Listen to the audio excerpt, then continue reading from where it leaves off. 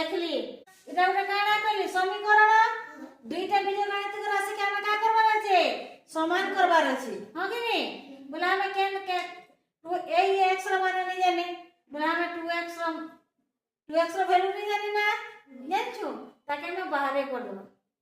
आ 8 कियारे लिखि देमा जेते जे प्लस 3 আছে ইয়ারে আসলে কেতে হবা -3 इटा के हम का करबा माइनस वाला कर दो तो हला खाली माइनस से यारे क्या हवा +3 बुझे पालो हां 2x के 2x लिखि देली 18 से 3 में से केते हवा हां 21 तो तको ठीक है सब को चकनी 8 3 11 एक हाथे एक ये और एक 2 बढ़िया है देखो लाम फिर क्या करबा x की गड़े करबा जेते x टा का संग गुणन আছে 2 संगे x की गड़े आसमा 20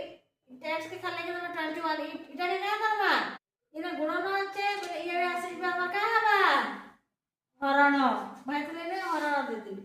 बुझी पालो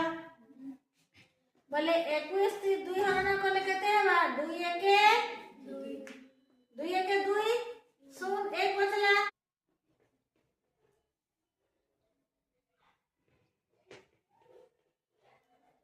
तमोर मोड़े हाथ के नहीं देखो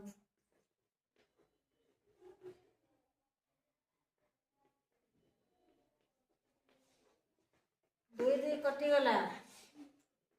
21 माइनस